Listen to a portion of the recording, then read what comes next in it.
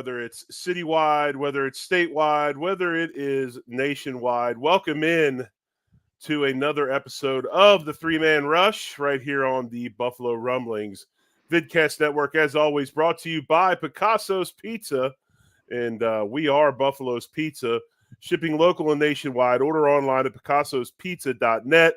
She is Sara Larson. I am the Big O, Jerry Ostroski. We are back after a little bit of a hiatus. People are recharged. People are energized. People are ready to talk about not only the combine but the upcoming NFL offseason. It has begun in a big way It has. today It has. as we move towards the franchise tag. People having the deadline coming up and some other things. Sara, how's it Mhm. going?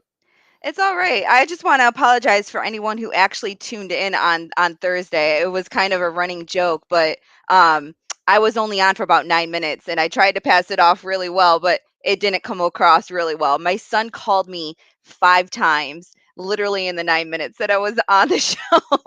And it was such a distraction that I was like so like out of sorts and whatnot, but it was actually really funny.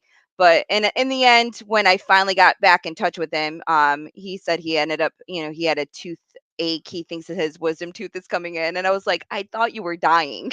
Like, you freaked me out so much. But so I apologize for everybody for Thursday, but pretty much just wanted to come on Thursday just to let everybody know that we were meeting up today. And then this Thursday as well to talk about, everything, combine and free agency and everything whatnot. But so apologies to everybody from that. Hey, as we roll forward, I know, and we talked a little bit about it. Roy Collins in the comments says, since there's only two of you, how about calling the show 2 Point Conversion? We are in the midst of a remodel Yes. here, and we will be known as the Line to Line to Gain gain. Line Yeah. to Gain. So But I there's your actually number do like two. 2 point conversion. That's a good one. Yeah, 2 Point Conversion is not bad, and I'm sure there's probably about 72 other Probably. vidcasts and Yes. podcasts called 2 Point Conversion. We scoured to make sure there wasn't too many line to gains out there. Right, So right. but yeah, so that should be got approval for the logo and we'll be moving forward with that this week. Got a Also new got some really intro and cool. Also got some really cool news on some music cool. that I'll fill you in on afterwards, and let you know. I've been working a little bit behind the scenes on that, so Awesome, awesome. All so right. So we'll get yeah, into that so as the well. the rebrand is coming very, very soon. So you guys will see that shortly. But we kind of just wanted to first talk about all this news that came out. Pretty much, it all fell in our laps today. First and foremost, the Chiefs released Frank Clark. That was pretty notable news, but we all kind of figured it was going to happen. It was going to be him or Chris Jones, and obviously Chris Jones, a little bit more productive during the regular season. Titans supposedly are shopping Derrick Henry, which is very intriguing news in my opinion. I love Derrick Henry. He's my favorite running back. Um, out there. So I would he terrifies me to go against him. So that's why I think I love him so much. The Rams are shopping Ramsey and Robinson supposedly. The Bucks are releasing Devin White. Um, and then you have chosen Robbie Anderson for the Cardinals. They're expecting to release him. Bud Dupree is expected to be released from the Titans. Um, and then Kelvin Ridley was reinstated today. Josh Jacobs has been franchise tagged. Um, who else? Eric Kendricks is being released by the Vikings. Trying to figure out what else. And then we got the Derek Carr and the Geno Smith news. And I think I missed one or two that was scrolling by. Um, it's kind of crazy. Some big names there that are out there. I think hearing the Bucks might be letting go of Devin White, that was huge for me. It's speculation. He did one of those Instagram, posts that, is basically like thank you and, to the Bucks and Right. kind of like a peace out type thing. So it'll be interesting to find out if he is released because he's one of the top names out there. And I'm Bud not. Dupree, Yeah, and I think, and you talk about that. I think that's a big thing with the Bills. I I think that they might be looking at some veteran type players to fill some spots. I'm not sold that Edmonds will be on this roster next year yet. I'm not sold on that. I think they're going to let him go out and test the waters a little bit, and I think they're going to see what's out there and see what they're going to let. Basically, they're instead of negotiating against themselves, they're going to let other teams set them Right. and see And what.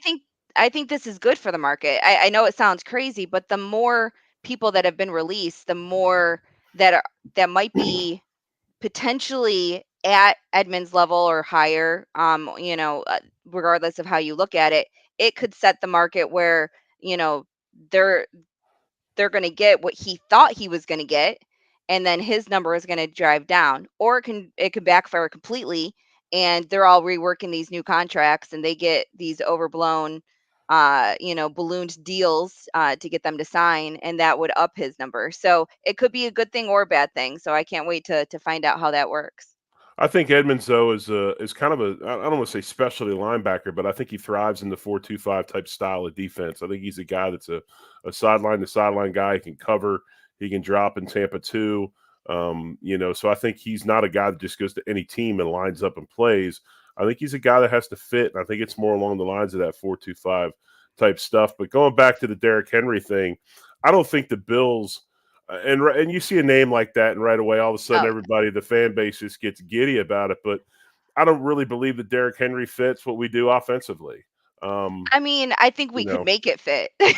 right? But then again, I really do. if you But make it fit now, granted, you say that, but I don't believe we have the type of run blocking offensive line to do oh no, that we for would him. we don't have a offensive line, period. At this point, we have no offensive line. We have what, two or three people returning, like that, and only two of them are starters. So we need a new offensive line. So regardless of what we do, whoever is back there, we need an offensive line. So I obviously just I find it intriguing. Yes, he's 29 years old. His contract's 10.5.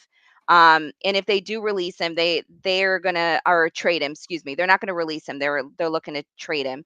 If they do trade him, they have about a $10 million cap hit as well because they have void years on his contract.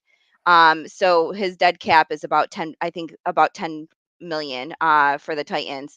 So they might expect a nice return, even though it's a 1 year deal wherever he's going. That's pretty much left. They might want, a first or a second, and that's not worth it. That would be crazy for a 1 year deal. But it's not even just the first or second. Do they want the first round pick that we have at the number we have? But I also think that bringing in Derrick Henry changes this offense to where I know that he's run a bunch of gun, but I really think that Derrick Henry is more of an old school get your quarterback under center, play action, and those types of things. So I don't know. I don't think he fits well with what they do offensively. I think it would take away from Josh Allen and his effectiveness. But you never know. I mean, maybe they can go ahead and make it work and fit him Yeah. in, but I would spend my money elsewhere because at $10 million, that's what Josh Jacobs just got for his franchise tag, and Right. and Tony Pollard both got Yeah, I $10 mean, million if dollar we did it, contract. though, obviously we would like there's no way we would go for that trade without extending him and reworking his contract. So I agree, but yes, I do think we would rework the contract to make it more, favorable for us Right. in the long run. But again, I don't think is going to happen. I just hope he does not go to the name of the team that everyone has him going to right now is Miami, and I really don't want that because I don't want to face him twice a year. But do you think he fits in Miami? Again, Miami has their issues, but I think that they don't have a pass first offense. I think they try to make themselves a pass first offense, and that's when they screwed up last year. But I think that a lot of people have him going there, so we'll see how it works out. But I just don't want him, or the Patriots as well. I just don't want him in the AFC East whatsoever. Yeah, Obviously, he's not going to go the Jets. The Jets have Brees Hall, and they're not going to change up from that. So I'm not worried about that at all.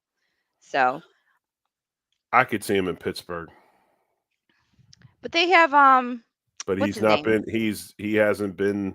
He hasn't played to the level of his pick. What is it, Najee? Najee Harris. Yeah. Yeah, and they've actually had have put him on the bench some. So maybe he fits there. That's the type of offense I see him going to, and I still think he fits great. I mean, what Tennessee wants to do, but obviously they don't want to pay the money. Yeah. Daryl just put, I'd rather have him than Bijan to one of those teams. Well, right now, people have Bijan falling. And we'll get into the combine a little bit. They have most of the running backs kind of falling to the bottom half of the first round. So uh, he could be there at 27 for us. And I And I think would and I would be irate if we took him. I would not. He is the one person that I would not be irate about whatsoever as a running back. He is the only Yeah. one in the first round I would take. I wouldn't take any of them in the first round. That's just me. I mean, if we Yeah. don't, and I'm going to be pretty bullish on this draft for us and what we need to do and not do. I think we have two glaring areas on this team that I'm sure we're going to get into some today, and then we'll come back on Thursday at our normal time and talk about the defense at the combine. And I'm sure we'll fill in and talk about some more NFL news that's going on. But there's two Yeah. areas on this team that I'm bullish about, and we'll get into those in a little bit. Yeah. Well, let's dive into the combine then. Let's pull it up. All right. I'm going to go back to slide 1. It started at slide 5. All right. So everyone knows we don't need quarterbacks, but it's still fun to talk about. Um, Anthony Richardson balled out. All of his measurables were ridiculous. His all of the routes that they have them do, and the drills that they have them do. He had a couple of miscues, maybe one or two, but he definitely rose up e- everyone's draft boards at this point. CJ Stroud pretty much had a perfect draft or perfect combine, if you ask me. Um, I still get very, very nervous about Bryce Young. Um, the way he talks, like he sounds brilliant. He sounds like he can read defenses like it's nothing. His size just really, really concerns me. He did gain some weight. He entered the combine over 200 pounds, but he only did his measurements. He didn't do any of the drills or anything. And then Will Levi, he pretty much acted as what everyone thought. So I think he'll probably still be the fourth quarterback off the board. Um, but I still think we have all four go in the first round. And I think the Anthony Richardson thing has thrown a complete wrench into this whole thing, right? Because I think if you looked at him before the combine, I'm not sure if teams were sold that he was a first round or a first day pick, a first round pick. And now you come in and you look at his combine results. He runs a 4.43. His vertical was 40.5, which is absolutely amazing, off the charts. A 10.9 broad jump, same thing. Those two tests show his explosiveness. He's a guy that athletically is elite, right? Absolutely elite. And then you go ahead and you turn around and you look at his numbers and those types of things, strengths and stuff. Obviously, he's got elite size, elite athleticism, and all that. But then you look at the inconsistency in the passing game. You look at his timing. Yeah. He could His have a better accuracy is his feel. biggest, yeah. His accuracy is his Accuracy. biggest Right. knock. So it's just he is a unpolished just this is a guy that if you bring him in, here's what you have to me anyway, Sarah, you have to decide, is his athleticism worth the risk? And you bring him in, and he is a guy, in my opinion, that sits. They do what they did with Jalen Hurts in Philadelphia. They do what they've done with some of these other guys. They sit and they watch. And is this a guy that goes to, is this a Baltimore type thing? You go ahead and you give Lamar Jackson the 1 year, you give him the tag and bring him in to learn and then move on. I don't know, but what I think is this is a guy that has the elite athleticism, but needs to learn how to play the quarterback position a little bit better. But I think the way he is with these numbers and stuff, he's worth the risk. All right. Um, to me, I just wanted to point out Herndon Hooker. He wasn't able to participate in the combine. I think he could have been a higher draft pick, but with his ACL injury, He'll probably drop to, somewhere in the second round, maybe even third, depending on the quarterback needy teams that want to, take a risk, or again have that possibility where he can sit for a year and test the waters to see how it works out. But I do want to point out Dorian Thompson Robinson from UCLA. If there was one person that no one really knew too much about coming into the combine that people were talking about at the end of the combine for quarterbacks, he definitely raised his stock. I didn't think he would be drafted, and I definitely think now he is someone that would be in the late rounds. Um, Kind of disappointments for me were a lot of the names that we hear a lot. Bennett, Cunningham, Duggan, Badgett. Those were people that they didn't help their stock at all. Except I will say Bennett didn't have a great combine, but I think that he is one of those guys that he kind of got better as the day went on, but he also seemed like he cared a little bit more as the day went on. So I felt like he was trying harder. So he might be a late round pick that, will be a backup somewhere. I don't expect he will ever start, but he might be a career backup. Let me ask you this, and I think this draft, Sarah, and it's really interesting. I got a question to ask you your opinion on, but I think this draft just shows what is happening to the quarterback position in the NFL. Okay, what you're getting ready to get out of college quarterbacks coming to the league. When you look at all these quarterbacks, and be concerned about his size, when you look at teams, the guy that is the day one starter type guy, elite type guy, is Bryce Young. He's getting, he's the one that gets the accolades and all of that, and has probably as many or the most question marks of any of these guys. And they still Um, expect him to come off the board first. right. I mean, are we at a point now where this is a, we, like I said, I keep going back to Jalen Hurts, and I would have to say Mahomes is a guy that probably started it, possibly Lamar probably started it, but are we finally seeing, especially in our own team, because the Buffalo Bills have done it with Josh Allen, are we finally seeing NFL teams say, okay, we're not going to be hard headed, we're not going to run into a wall, we're finally going to embrace the college quarterback the way he is, the multi weapon, the guy that can run, the guy that can throw, the spread guy, the RPO guy? Are we finally to that case where the NFL has embraced what these guys are bringing from the NCAA into the NFL? Yeah, I think that um, to a certain extent, I think that you can't just change unless if you're willing to change your whole team and your whole offense, like offensive philosophy, then yes, I think that that's where we might be. But at the same time, Bryce Young's played with 6'5", 6'6", 6'7" guys in front of him all throughout college. That's the one thing that I have to give him. He's at Alabama. He has, you know, pretty much, you know, NFL caliber offensive lineman in front of him, NFL size lineman in front of him, and he hasn't struggled yet. So I will give him that. But I feel like his competition hasn't been the same. So even though they're in the SEC and everything, I still feel like once he gets into the NFL, he's going to be on the small side. How many times is he going to be able to take those hits before it starts affecting him? And he is going to take hits at the NFL level. It's just going to happen.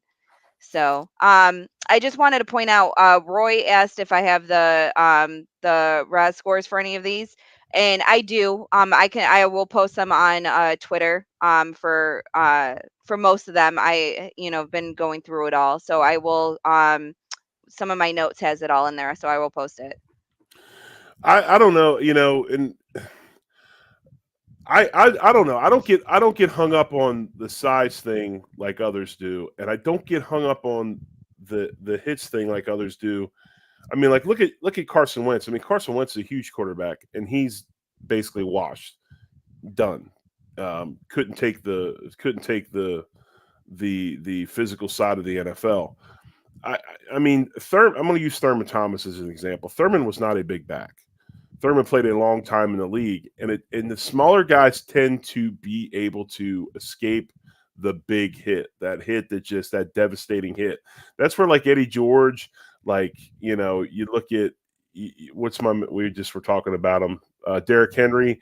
Those types of guys take, I think, much more of a physical pounding than the smaller guys, the smaller skill guys. The smaller skill guys are able to get. They just don't take that big hit like some of the bigger guys do. That's just my opinion. Yeah. All right. Well, speaking of running backs, let's go on to the running backs next. So Bijan Robinson, actually, he did as well as everyone expected him to. Solidified, in my opinion, solidified. He'll be the first running back off the board. Um, it was his 40 time was a little slower than that most people expected. Um, but again, you know, 27, 28, 29, people still have him going in the first round. At one point, don't forget, they were saying top 10 running back. So, um, you know, most people think that he's, equivalent to like a Saquon Barkley. Um, if that's the case, I would, or a McCaffrey, I would sign him all day, every day, and draft him at 27. Again, we can disagree on it. It's okay. Well, Um, no, that's what it's about. I mean, that's what these things are about. The analysts about. I mean, we shouldn't agree on everything. right. But Jameer Gibbs, pretty much on paper, he ran fast. He doesn't look all that great, but his tape is just ridiculous. So I have a feeling he will go very soon after Robinson. So as soon as Robinson's off the board, I think there'll be pretty much a little bit of a run on running backs. Um Tajay Spears, he's my crush from Tulane. I saw him in at the Senior Bowl. He was just ridiculous. Everything that they asked him to do, he was ridiculous. And he did just as well at the combine. He didn't run the 40. He will do it as at his pro day, but I think he has a hamstring injury or something. But he did all the drills and everything else, and he's just absolutely ridiculous. We don't need him. He's too much, like what we already have. Um, but yeah, someone's going to get a good running back there, and probably late second, early third round as well. So they'll get a good value pick there. Um, Devin from Texas A&M. So he ran the fastest of all the running backs. I think he was also the top four running backs ever. So he ran a 4.32 40. He's very small. He's like 5'8". Um, the only one smaller is Deuce Vaughn from who's he? T- Kansas? Kansas State. Yeah. So Deuce is like 5'5". And they're saying that he reminds them of like a Sproles, but he did great at the combine, but 5'5" is he's just such a little man. Like, I don't know how he's going to handle it.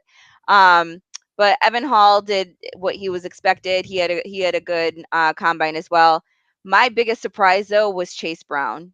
I he was great at the Senior Bowl, and he was great again at the combine. My only concern with him is how much wear and tear can he take, cuz he's pretty much I think he's been a 4-year starter, if I'm correct on that. I'm not Yes. positive, but he's played a lot. So, how much wear and tear can he take? But he has been everything that I saw at the Senior Bowl translated to the combine, and I'm sure it's going to continue. So I think that he will rise up big time on the board. And unfortunately, the person I have been touting for a while now, Roshan Johnson, had a very good combine as well. So before I was thinking late fourth, fifth round pick for him, but he's probably now more up in early fourth, maybe late third. Roshan had a great combine. Um, Bigger back, so he's going to be one of those. He's a more of a power back, but he has great hands and can still catch the ball. But his biggest thing is, and he talked about it again at the combine, he loves to block. So he actually likes to do that. So he's still my hope that we get him somewhere. If we are going to draft a running back, obviously I would take Bijan Robinson. I've already said that in a second. But if not, then I love Chase Brown and Roshan Johnson. Now Chase Brown's a lot, in my opinion, a lot like Cook. I think he's a little bit more refined than Cook, more of an every down type of back. But Roshan Johnson's going to be that power guy that I think we need. More of a third down. He can come in and when Cook's not running. Um, Running back wise, I think we're falling into the same category as the quarterbacks. I don't think you're going to have the huge, big power back anymore like you had in the past.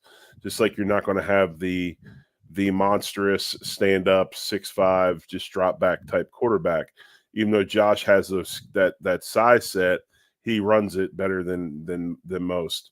Running back wise, 6 foot, 6'1". I think that's going to be your big backs to 215 to 220 maybe. A name to look out for since um, we'll stay in the state of Texas for a hometown. What's with your love affair with Texas running backs? My goodness. Uh, Who's the last good Texas running back in the NFL? Cedric Gosh, Benson? I have no clue. To If I thought of it off the top of my head, I have no clue. I would. I don't think there's been many as of late, but no. I mean, obviously those two are very, very good. But no, look at Deneric Prince. I'm going to throw my man out Yeah, there from the University of he Tulsa. uh he didn't have, in my opinion, he didn't have as great of a combine as he should have. Well, Deneric is a guy that ran a 4.41, and he's a guy that is, as far as his athleticism score, he was the number one running back as far as an athleticism score of 89. So he did do some good stuff. He was not as good in some other areas, maybe drill wise, but Drills. Yeah. he's a guy that you can bring in. You can teach him the pro game a little bit, maybe hide him on a practice squad, and get some good snaps out of him as he gets some experience. But I'm not. Running back wise, I looked a little bit. I'm not. I think we can find some, and I think the Bills have proven it with the running backs they've had over the last 2 to 3 years, 4 years, that you can find running backs without wasting 27th overall to get one. And I don't know if Bijan is that big of is going to be star. I know that he's got a high ranking. I just don't. He's a year one starter. Yes, he should be, but I just don't see. I don't know. I don't like doing that at that spot. I just really don't.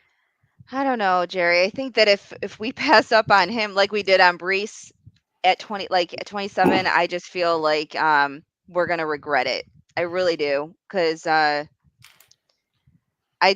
feel like Well, we but say we need we say we need a actual starting caliber running back, and I just feel like if he falls to 27, we would be ridiculous not to take But him. we're putting the cart before the horse. We have got to build our up front. We have to build our lines on both sides of the football.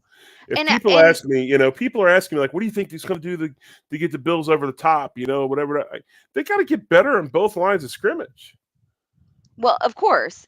But I honestly think that when you look at the offensive lines, there's actually a lot more available in the mid rounds. So I don't think we're gonna lose out on some good quality offensive linemen in the second or third or fourth round. So, and a lot of the offensive linemen are actually projected now to go a little bit later. So you have your few that we'll talk about soon that'll come off the board quick, but then the rest are more later days. So we'll see how that works out. Let's move on to wide receivers. So I have it broken down as pretty much outside wide receivers, and then you got the Z in the slot. So for the outside, obviously my favorite is still going to be Quentin Johnson. There is absolutely no way he will still be on the board at 27. So he's not gonna be there. Cedric Tillman from Tennessee. He's a intriguing prospect on the outside. He's just been so he was hurt last year. Spent like a whole month out, and then Hyatt kind of took over. as what they viewed as their wide receiver one, basically, even though from the slot. But the Princeton guy, I'm gonna kill his name, Iosivas. He was great at the Senior Bowl, and he did really really well also at the combine. Um, but intriguing enough is a name that I actually didn't really know much about was Bryce Ford Wheaton. He's from West Virginia. Guy's 6'4", 221. He ran a 4.38 40. Um, Mm. ridiculous. Vertical jump 41 inches. The 10-yard split was 1.54, which was one of the fastest of the 10-yard splits. And then he actually was one of the only people who did a 3-cone drill in the shuttle. So his 3-cone drill was a little bit higher than most people want under a 6.9. He had a 6.97. I'm still floored by the his size. They actually had him being compared to DK Metcalf, based on the 40 time and his height and weight and his vertical jump. But I don't see him as, obviously he's not as big of a specimen in my opinion as DK Metcalf was. But he didn't do the bench press, so we can't compare those numbers. But he was pretty much an unknown, but he probably worked out his way up into at least a late pick. So, definitely a day 3 pick, but, anywhere, between 4th and 7th round now. I see it happening. Xavier Hutchinson has been one of my guys that I have been touting. He actually didn't have, in my opinion, that great of a combine. He had a couple of great drills, but his 40 time was a little lower than what he wanted. His vertical was 36 inches, wasn't that high. But he did well on some of the passing drills, the catching drills, sorry. Um, the other person, Jonathan Mingo and Michael Wilson, that I wanted to bring up, both of these guys, I just have to bring up the fact that they both bench pressed 22 and 23 reps respectively. DK Metcalf did 27.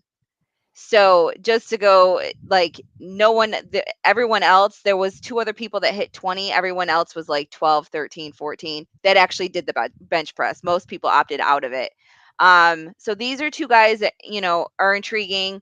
I know a lot of people, have been talking about Mingo and Wilson, as more of a mid-round, pick, late 3rd round, early 4th round. So they're intriguing. I like a guy who can, maybe have a little bit more of that muscle that can win those 50-50 balls. I like Quentin Johnson as well, but I don't. I'm not quite sure that there are many first round wide receivers this year. If you look at the NFL, if you look at and you have to take the combine for what it is, right? What do they use the combine for?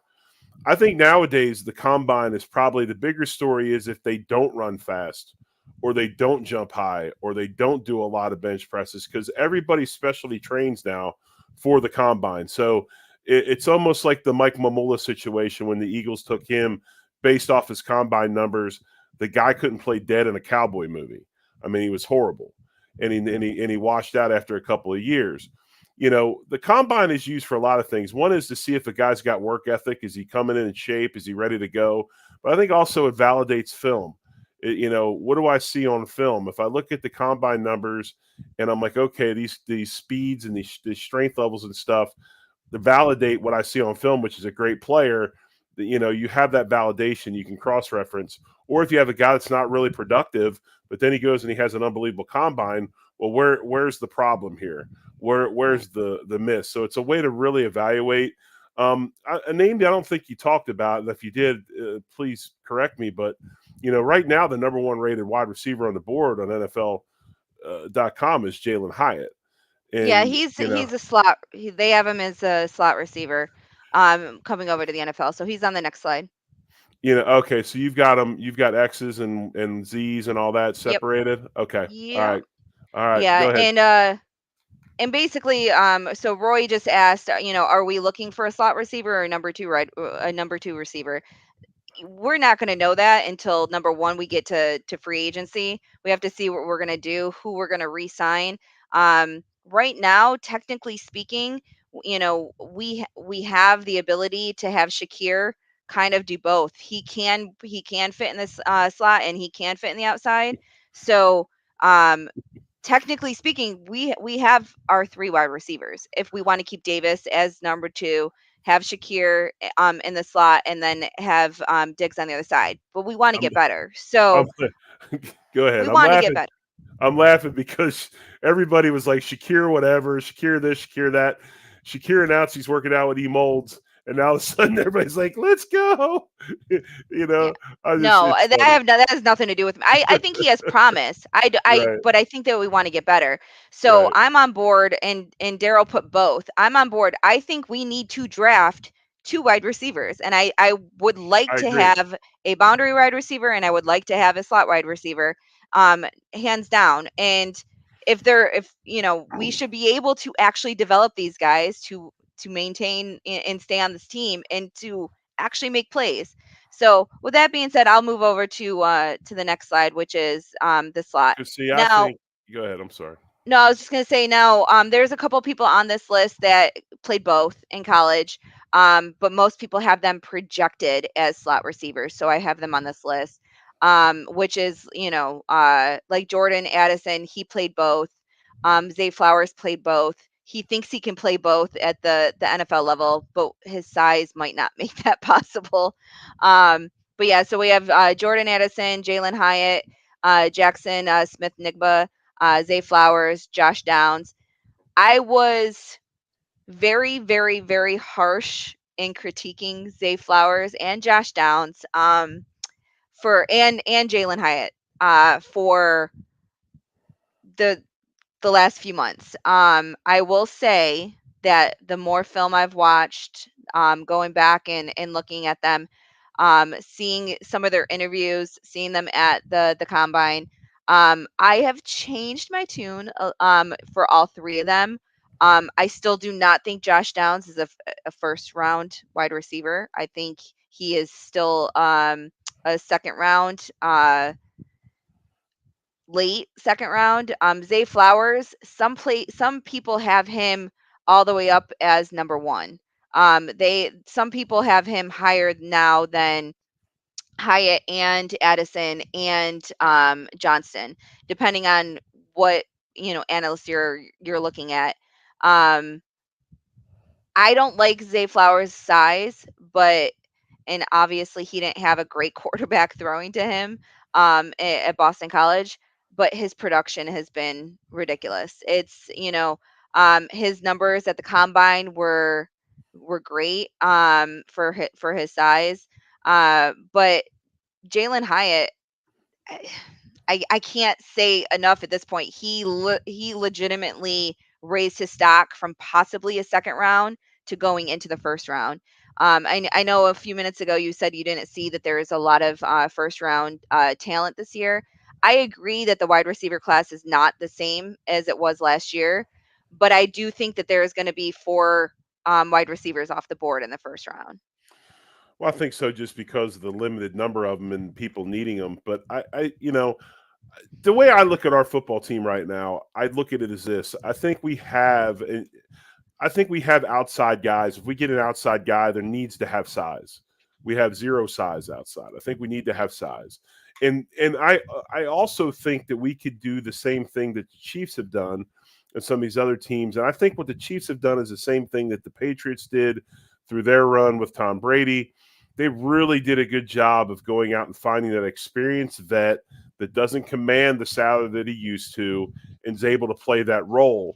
I think we can get bigger outside. Is it through the draft or is it through free agency? I'm not sure. I think we have to get more dynamic in the slot. We've got to have guys that can we don't I think the reason why we morphed into such a vertical team at the end of the year was because we didn't have that dynamic slot guy, and the front office validated it by bringing Cole Beasley back Yeah. to try to fit that role. Um, Yeah. you know, Steve Lynn just put Jalen Hyatt as a boundary, not a slot. He's slated as a Z receiver coming into the NFL. That's what they have him projected as. So that's why I have him on this But there, sheet. I think if you look at some of these teams, and there's like, for instance, there's a guy that I watch play. His name's Tank Dell, okay, from Houston. Hmm. Okay, why does Tank, I think, correlate to being such a guy that could really be a good slot for us? He plays that type of offense, that Holmgren, that fast deal, cutting off routes, running slants, those types of things. I think a guy like that could make a lot of noise. A name that you have on the slide that I think is a very, very good football player that I think is going to be a day two guy that could be a absolute steal is Marvin Mims at Yep. Oklahoma. I love Marvin Mims. I think Marvin is a guy that can make plays. He's tough. I've seen him go across the middle, get lit up, gets back up, goes to the huddle. Marvin is a guy that I think does really good things. So I look at Yeah. these names, and you see a bunch of these players and guys that'll be on rosters and things like that. You talked about Hutchinson earlier, but I really believe we have got to get more elusive. We got to get more scat like. And when I say that, I mean quicker. We have got to get a guy that can run routes inside, and probably I think two of them that can play that slot and take some pressure off of Diggs and the outside receivers. And do we get that big receiver in the draft? I don't know whether we do that or we go out and get a vet type guy. But Yeah. I think we really got to concentrate on quick playmakers in the slot. So Jackson Smith Nigma, he was one of the only people to do the three cone drill, which his number, uh, the four or five people he did it, the number was ridiculous. It's a 6.57. He was the number one wide receiver to do that. Uh, that pretty much solidifies like your ability to like change directions, stuff like that. So they're saying that that number right there for him probably solidified him as a first round. And then Josh Downs was one of the only one. Him and Jackson did the shuttle drill.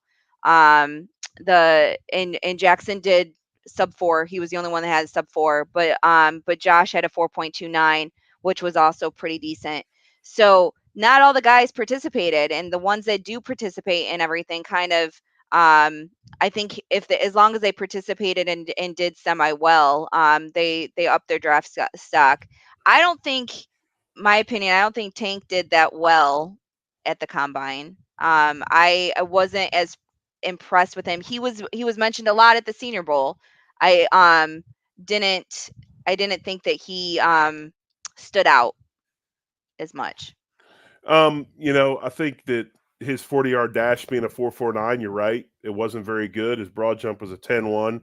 Obviously, he's gearing up for a senior day, or what do they call it, senior day type Pro day. workout thing, pro day. I I'll be honest with you.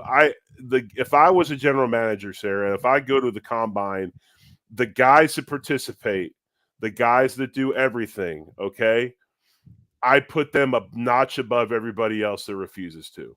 I really do. I think it's that big of a deal. If you're willing to go to the combine and compete, because that's what this is all about. I mean, this is about competition. This is competing, and that's what we in our jobs. That's what you do every day. I mean, we compete, practice, games. You get critiqued. You watch yourself every day, and these guys going out and they participate. To me, they get an extra check. I mean, Yeah. I want that type So of guy on my team. I'm not going to go back, but Evan Hall for the running backs. That's one thing that stood out to me about him is every time he had the ball in his hand, he would go the whole distance to and score a touchdown every single time That's he a was big doing a deal. drill. And it Yeah. just showed, it definitely brought our attention to him. So it just showed, that difference where everyone else wasn't doing it. He put a lot more yardage on it on his tracker than most other Right. most of the And other that's a players. big deal. That's a big thing. And I think those are the types of guys that stand out to me. I mean, they go the extra, they go a little bit beyond what everybody expects. That's a good deal. Yeah. All right. And now we have your favorite offensive lineman. Um, so to me, it's a little harder to evaluate based on the I agree. combine. I I agree. I I I feel like you have to watch the tape and everything else. There were a couple people that I feel moved up. Anthony Bradford. and John Gaines. They both had really good combine numbers. And a lot of the analysts were talking about them, so I got to read up a little bit more, and I watched a little of their tape.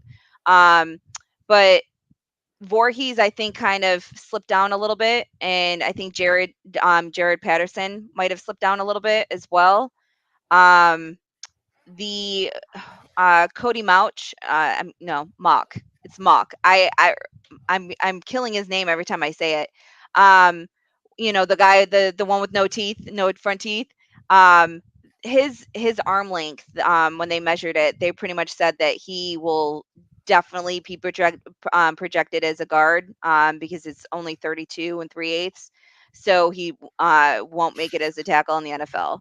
So they're pretty much saying he's interior now. And then tackle, and then, for the other guard, Osiris Torrance, he's probably my favorite. If he's there at 27, take him. Um, he's ridiculous. They have him probably moving in inside to a guard. He's massive, so I don't know if that's necessary, but um the tackles, Matthew Bergeron from Syracuse, he did well at the Senior Bowl as well. I think he's upped his stock. Before he was probably more of a later day three. I think he's an early day three now. Um, Dewan Jones, you have some people who think he didn't do a great job, and some people who think that he did. He's 360 pounds. Like, the guy ran a 40. Give him credit for running the 40. Right. like, like Right.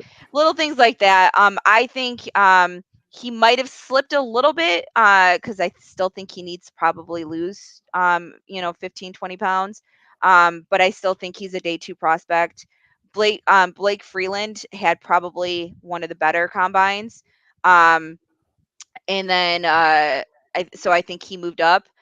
But day one, you're going to have Darnell Wright, Broderick James, and Paris Johnson. They are going to come off the board extremely fast. And if they don't, we better. I know we don't really desperately need a tackle because we do have Brown. I know everyone has mixed feelings about Brown, but if one of these three are there, we better take them. Now, the which one was it? I want to say Paris Johnson. Yeah, it was Paris. I'm just looking at my notes. His arm reach is over 36 inches, which is ridiculous. So, and that's kind of one of the metrics you can attest to, that they look at a lot for the linemen. So, um, I figure you would have more of a comment about your opinion on where people are going to fall. I looked at guys and you know watch the combine, different things like that. I don't think you can really predict really where people will fall as far as who falls in love with whoever. But if there ever was an offensive lineman for the city of Buffalo, um, I think Peter Skoronsky, the fine Polish, the fine Polish boy from Northwestern, is probably that guy. I mean, he's the number one rated offensive lineman right now. Had a great combine. He's got pedigree. His grandfather Bob was a captain for the Green Bay Packers under Vince Lombardi. This is a guy that is a complete player, and he also can go inside. Also when I look at this, and you talked about Bergeron, we'll talk a little bit about Syracuse. I think he upped his stock. He still has to get more physical. I think he has to get in the weight room a little more, try to play more physical. He's got some technique flaws that probably make him go inside. I like Mock. I think he is what you get. I don't think he's you look at the no front teeth and the long red hair, and everybody makes jokes. But I'll be honest Oh, with you, he loves it. he's what you get. I mean, he shows up. He's going to I'm play my only hard. nervous my only nerves with him is that he's been playing for 6 years. So Right. that's my only nerves with him. But he joked about getting drafted and whether or not he'll fix his teeth or his front teeth or not. And I had Skorowski on my notes, but I don't have him on the slide, so I apologize. But yeah, I mean he's one of the number one rated offensive linemen right now. So he'll be a day one. But the thing that I want to see out of the Bills when they go ahead and they draft, you talked about Voorhees. By the way, he has he's the Yeah, that's kid, the ACL injury at the combine. yes. So if Yeah. you remember, he was benching with in crutches, which is a big deal. I mean, he's competing. I want to see them not so much worry about you know, and you want athletes, obviously, but they need to get more physical up front. They've got to have an edge. They've got to have some physicality. When Spencer Brown is healthy, he's kind of that guy. He's that trend. He's a trendsetter as far as physical play. I don't think he was healthy all last year, and I think We're on the same he was page there. struggling. I Yeah, like I am not as sold that we need a right tackle as much as we need a right guard. right, I feel like we should get a right guard first and hopefully somebody that can move over into that center position right. if if needed. So And to me, your right guard is Avila from TCU. if he's still there, yes. I think he could definitely be off the board early day one as well. Some people are saying day two. If that's possible, then that's awesome. I think that the other the John, what's his name? John Michael Schmitz. He's John he Jacob Jingle Michael Schmitz. John Michael Schmitz. He's I saw him at the Senior Bowl and he did very well. He's intriguing as well. Again, a 6-year starter. So or 6 years. I don't think he started his first two, but he's been out there. But he can play guard and center. So that's intriguing option there as well, where he can definitely move inside more, especially as we come to see, what ends up happening with our offensive line, to begin with, and whether or not, we can have everybody remain healthy and And whatnot. Schmitz is the highest rated center on the board. I believe as far as NFL.com goes. Osiris Torrance, your guy, is highest rated guard on the board. Broderick Jones just underneath Skaronski. I think there's a ton of talent. You made the comment earlier, and I agree with you 1,000,000%. There's going to be offensive line talent throughout this draft. There's a ton of it. There's not a ton of top 10. There's a ton of lower, later in the first round, second round, third round, fourth round type guys. So I think there's going to be a ton of value at that spot. What the Bills are going to have to figure out is, I think the biggest thing is, what are they going to do with Mitch Morse? Okay, are they Mhm. going to move Mitch Morse, or are they going to bring him back? I think if you move Morse, maybe you go out and find another veteran that can play that spot, or you slide Bates over and let Bates play, and then I don't think find we other can move guards. Morris. If we do anything, that would be release. Right, I don't. and Yeah, that's what I mean by move. I mean, gotcha. us guys that are a little bit have PTSD from getting cut. We use terms like move or Gotcha. things like that. Getting rid So of kind of brings back bad memories if the you the get Mafia cast asked, "What do you think it would cost to move up high enough to nab Skronsky?" My opinion, it just depends on how everyone no, else falls. Because there are enough first round, I think enough first round talent that a couple are going to fall to us. Do you want to spend that capital and move up in order to grab somebody, or do you take what you get at 27? right. And So that's what you kind of look at. you're also, think about this. You're also, we're cap strapped right now. If you pick the guy in the top five, that number's higher than it is down at 27, and so you got to start thinking of cap considerations as well, and things of that nature down the road and everything else. So I don't know. I don't think we have the capital to move up into the top five to take them, because that's what it would need, in my opinion, is to get up into the top five. But I think there's other guys around that we could take at 27. Um, and to be honest with you, there's probably another room on that football team that needs to go at 27, and we'll talk about it Thursday. And we'll, that's because that's kind of where, even though I think we need a ton of, we want to build that line, we want to get that attitude, we got a good core. I still think that we've really got to look at maybe bolstering another room in the facility, and it has to do with a position where we might be losing two all pros Yeah, yeah, we definitely will look at safeties. I think that there's a couple of good second round and third round safeties out there, which or will corners definitely take. or Well, I corner? think that we're okay at corner. I do. If we keep White, I mean, obviously there's, a lot of joking rumblings about, whether or not we trade White. Um, I don't think that that's going to happen, but there is a possibility that, that we make some changes. But I think I think if we're going to get a corner, you know, I, it would be through free agency and not through the draft. Unless we do something late for depth. I think that looking at White starting obviously, and in my opinion, we went and got a first. We have Elam from the first round last year. There's no Right. reason why we need another first round Well, corner. there's a lot of teams out there that no matter what, they take corner first all the time. And if you look at the Bills throughout history, they've been a lot of cornerback first round picks. But you brought this up before, and I think this is something I don't know. I kind of look at our fan base was adamant. This was a Super Bowl or bust team this year, right? Now look at I this said it. draft. Now look at this draft and how many. This could 27 could go anywhere.